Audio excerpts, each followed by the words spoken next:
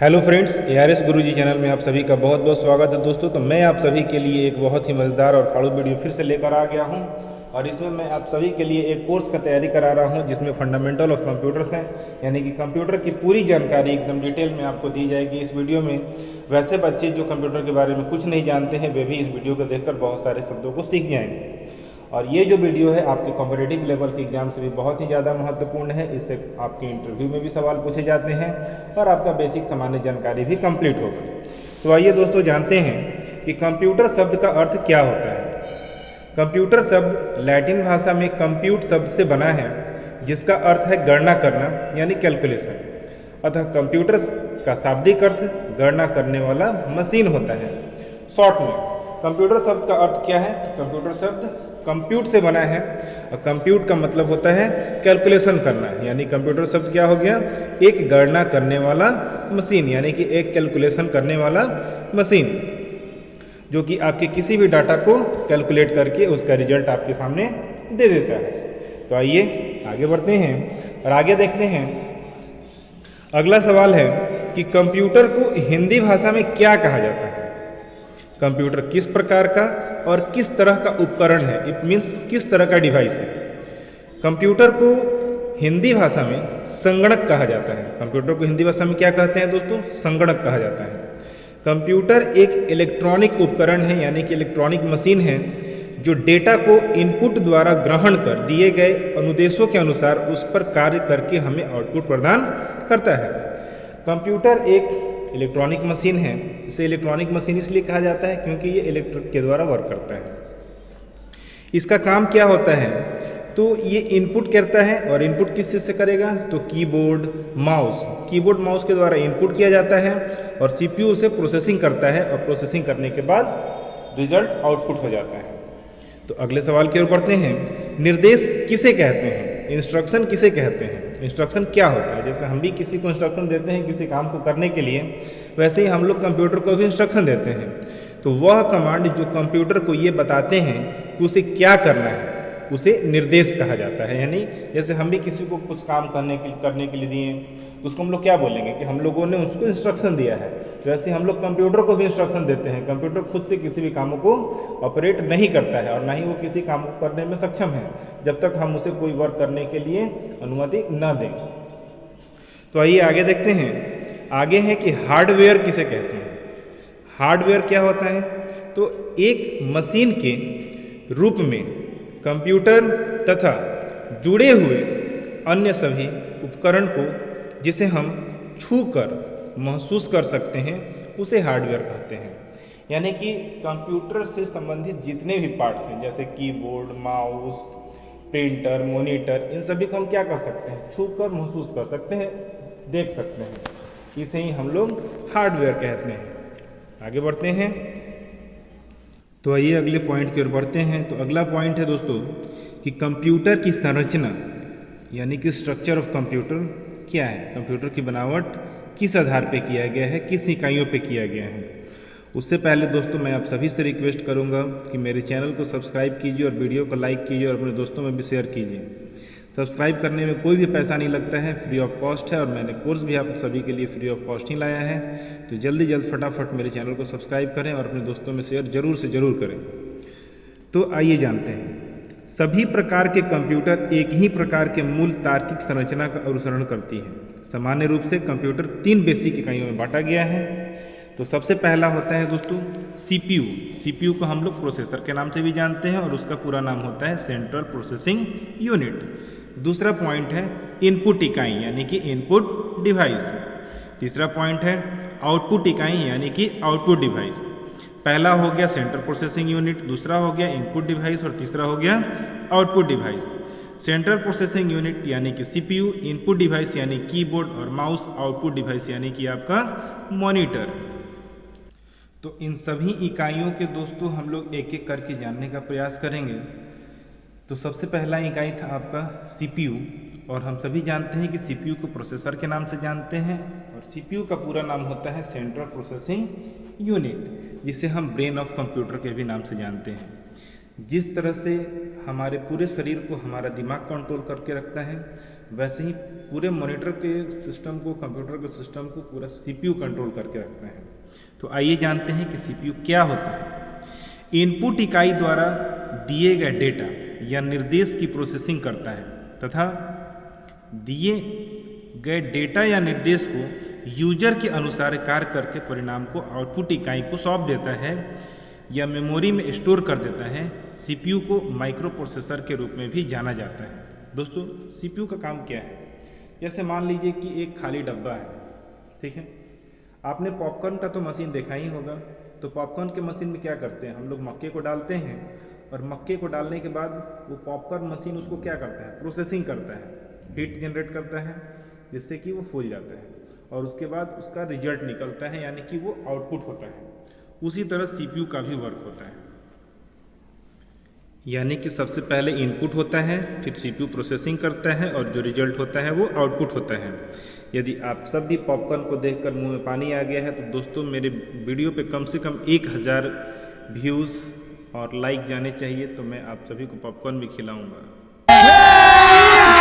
अभी मजा आएगा ना भिड़ो।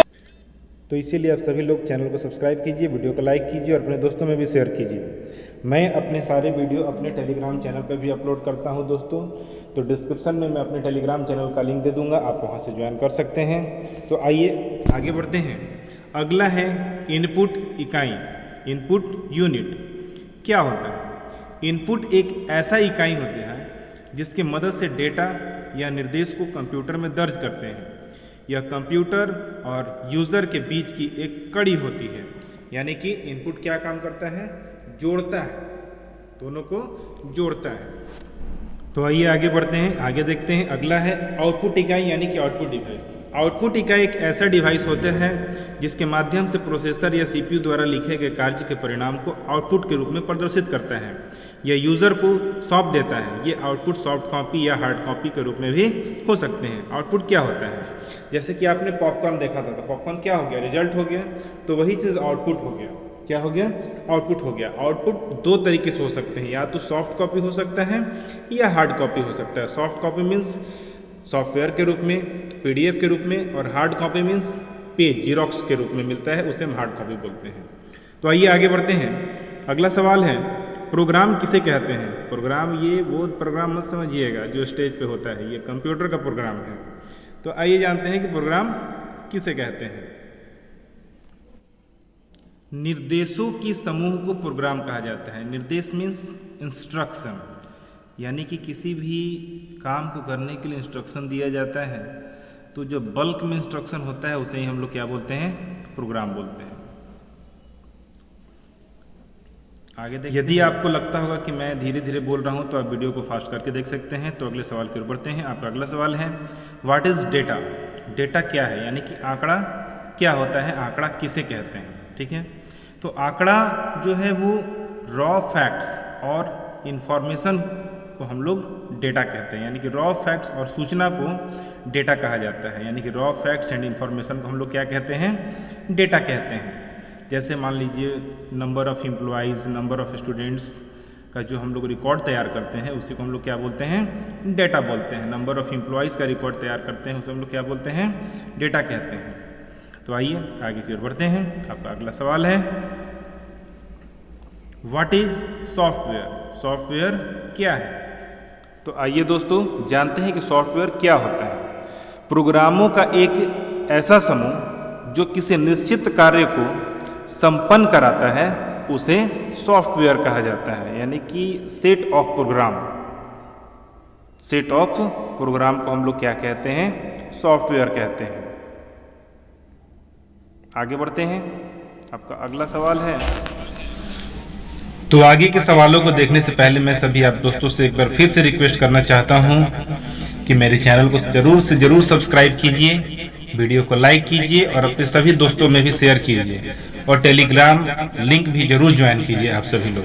तो आइए आगे बढ़ते हैं और अगले सवाल की ओर देखते हैं। क्या है आपका अगला सवाल, CPU के मुख्य कितने भाग होते हैं? यानी कि CPU को कितने भागों में बांटा गया है? CPU में कितने भाग होते हैं? 1, 2 और 3, यानी कि टोटल CPU में 3 भाग होते हैं। सबसे पहला होता है ALU, अर्थमेटिक लॉजिक यूनिट, दूसरा होता है कंट्रोल यूनिट और तीसरा होता है मेमोरी यूनिट। ALU क्या करता है? मैथमेटिकल वर्क करता है। CU क्या करता है? कंट्रोल करता है। और MU डाटा को स्टोर करके रखता है। तो आइए एक एक करके हम सभी के बारे में जानते हैं। तो आपके सबसे पहला था अर्थमेटिक लॉजिक यूनिट, जिसको शॉर्ट में हम लोग क्या बोलते हैं? ALU। इसका काम क्या होता है? कंप्यूटर के दिए गए आदेश को क्रियान्वयन यानी कि कमांड जो दिया जाता है उसे एग्जीक्यूशन करता है। तो किन किन चीज़ों को एग्जीक्यूशन करता है? तो गणितीय तथा तार्किक क्रियाएं इस यूनिट द्वारा संभव बनाई गई है, यानी कि mathematical calculation, mathematical and logical जो कैलकुलेशन होता है उसी को ALU परफॉर्म करता है। आगे देखते हैं इसमें और इसका क्या क्या काम होता है। तो इसका और भी बहुत सारे काम हैं।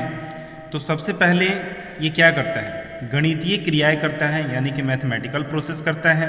मैथमेटिकल प्रोसेस का मतलब क्या होता है? तो एडिशन, सब्ट्रैक्शन, मल्टीप्लिकेशन, डिवीज़न, यानी कि ऐड मतलब जोड़, सब्ट्रैक्ट मतलब घटाओ, मल्टीप्लिकेशन मतलब गुणा और डिवीज़न मतलब भाग। ये सभी कैलकुलेशन को ALU अपने द्वारा परफॉर्म करता है, जिसमें ये तुलना, चयन और मिलान करता है कि मतलब किस नंबर की तुलना किससे करना है, किस नंबर का मिलान किसके साथ करना है और क्या चूज़ करना है, क्या चयन करना है। तो आगे बढ़ते हैं। आगे है, चलो भाई देखो अब मैं क्या करता हूँ। तो नेक्स्ट है कंट्रोल यूनिट। इसके नाम से ही पता चलता है कि ये क्या करता होगा? कंट्रोल करता होगा। कंट्रोल यूनिट किसे कहते हैं? आइए जानते हैं। कंट्रोल यूनिट के कंप्यूटर का नर्व सिस्टम कहा जाता है। क्या कहते हैं? Nerve system. Control unit computer के सभी भागों के संचालन को नियंत्रित करता है। इसका मतलब क्या हुआ कि कंट्रोल यूनिट जो है वो सारे ऑपरेशंस को करता है, जैसे mathematical operations, addition, subtraction, multiplication, division, इन सबको ये क्या करता है? कंट्रोल करता है। यह कंप्यूटर के सभी इकाइयों का नियंत्रण, प्रबंधन और इनके बीच डेटा या निर्देशों के हस्तांतरण को नियंत्रित करने के लिए जिम्मेदार होता है। इसका मतलब क्या है? कंप्यूटर का जितना भी यूनिट है सबको ये क्या करता है? कंट्रोल करता है, मैनेज करता है। किस चीज़ को मैनेज करता है? तो डेटा और इंस्ट्रक्शन दोनों को मैनेज करता है, यानी कि डेटा को और निर्देश को मैनेज करता है, कंट्रोल करता है। तो आइए आगे बढ़ के देखते हैं। अब इसके साथ ही ALU और मेमोरी के बीच डेटा के आदान प्रदान को निर्देशित करता है। इसका मतलब क्या है कि ALU यानी कि अर्थमेटिक लॉजिक यूनिट और मेमोरी यूनिट यानी कि MU मेमोरी के बीच डेटा के आदान प्रदान को निर्देशित करता है, यानी कि इंस्ट्रक्शन देता है। कंट्रोल यूनिट क्या करता है? ALU मेमोरी और डेटा के बीच को आदान प्रदान करता है। जो भी हम डेटा उसको देते हैं वो एक्सचेंज कर देता है। आइए, मेमोरी यूनिट जिसको शॉर्ट में MU बोलते हैं, MU का पूरा नाम क्या होता है? Memory unit. तो आइए जानते हैं मेमोरी यूनिट क्या है। मेमोरी यूनिट कंप्यूटर सिस्टम का एक घटक है। इसका उपयोग डेटा, निर्देशों और सूचनाओं को संग्रहित करने के लिए किया जाता है। यह वास्तव में कंप्यूटर का एक कार्य क्षेत्र है जहां CPU डेटा और निर्देशों को संग्रहित करता है। इसे मुख्य प्राथमिक आंतरिक मेमोरी के रूप में भी जाना जाता है। शॉर्ट में मेमोरी यूनिट का काम क्या होता है? तो हम जो भी वर्क CPU को देते हैं, जो भी डेटा उसे हम प्रोवाइड कराते हैं, उन सभी डेटा को, उन सभी इंस्ट्रक्शन को MU स्टोर करके रखता है। क्या करता है? स्टोर करके रखता है। उसे ही हम MU बोलते हैं, यानी कि मेमोरी यूनिट कहते हैं। कंप्यूटर कितने प्रकार के होते हैं? Types of computer. कंप्यूटर कितने प्रकार के होते हैं? तो कंप्यूटर 3 प्रकार के होते हैं। पहला एनालॉग कंप्यूटर, दूसरा डिजिटल कंप्यूटर और तीसरा हाइब्रिड कंप्यूटर। तो आइए हम इन तीनों के बारे में एक एक करके जानते हैं कि किसका क्या काम होता है और किस कंप्यूटर का यूज़ हम कहाँ कहाँ करते हैं और किन किन क्षेत्रों में इसका उपयोग किया जाता है।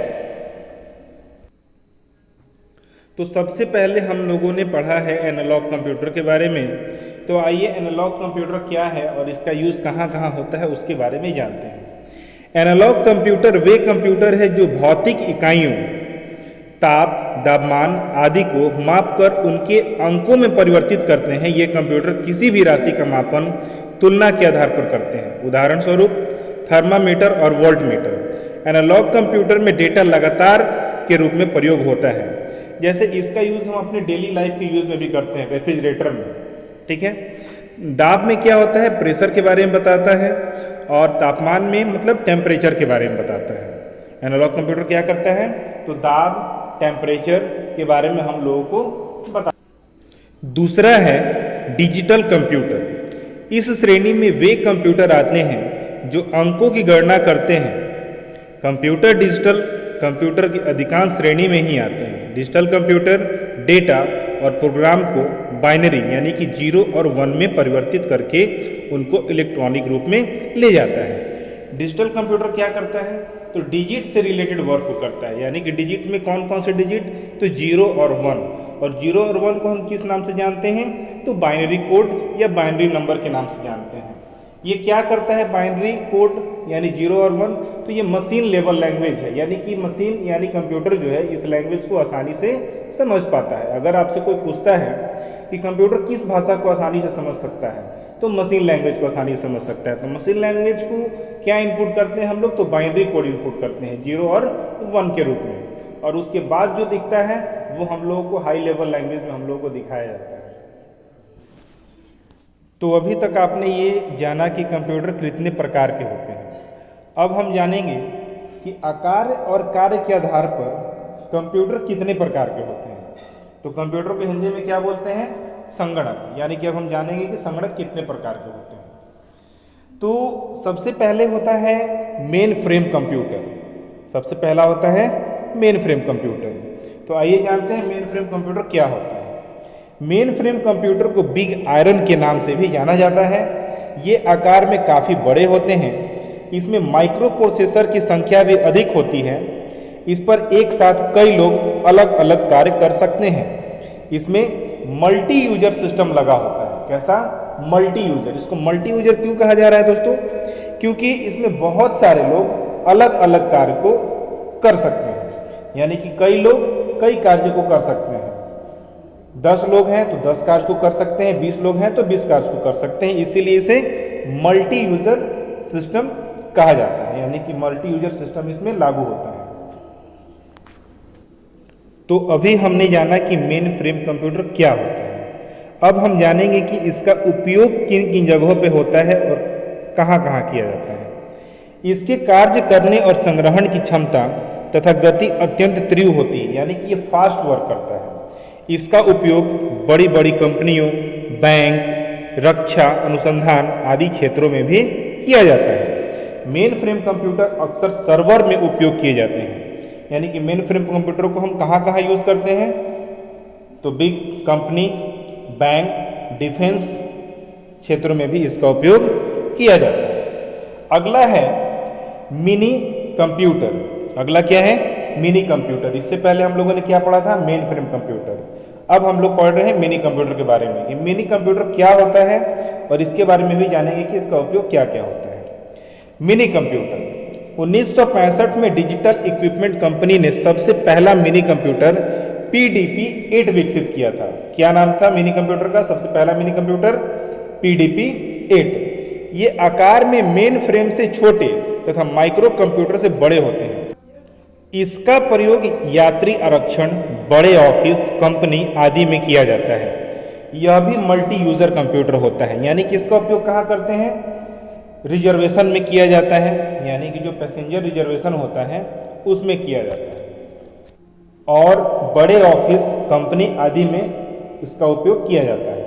यह भी मल्टी यूजर कंप्यूटर होता है, क्योंकि इसमें भी हम मल्टी वर्क कर सकते हैं, एक साथ कई सारे कामों को कर सकते हैं। इसीलिए से हम इसे भी मल्टी यूजर कहते हैं। तो नेक्स्ट जानते हैं last, super computer. Super computer, super computer सबसे बड़ा कंप्यूटर होता है और ये सबसे तेज एवं सबसे महंगा कंप्यूटर है। सुपर कंप्यूटर साधारणतः फ्लोटिंग पॉइंट ऑपरेशन प्रति सेकंड की गणना कर सकता है। इसका उपयोग तेल, गैस, नाभिकीय मॉडलिंग, मौसम इत्यादि को पता लगाने के लिए किया जाता है। यानी कि अभी तक आपने 3 कंप्यूटर पढ़ा, तीनों में ये जो कंप्यूटर है यानी कि सुपर कंप्यूटर जो है ये सबसे बड़ा होता है और सबसे तेज वर्क करता है और ये काफ़ी कॉस्टली भी है, महंगा भी है। सुपर कंप्यूटर का उपयोग कहाँ क्या किया जाता है? तो तेल, गैस, नाभिकीय मॉडलिंग, मौसम को जानकारी लगाने के लिए, पता लगाने के लिए इसका उपयोग किया जाता है।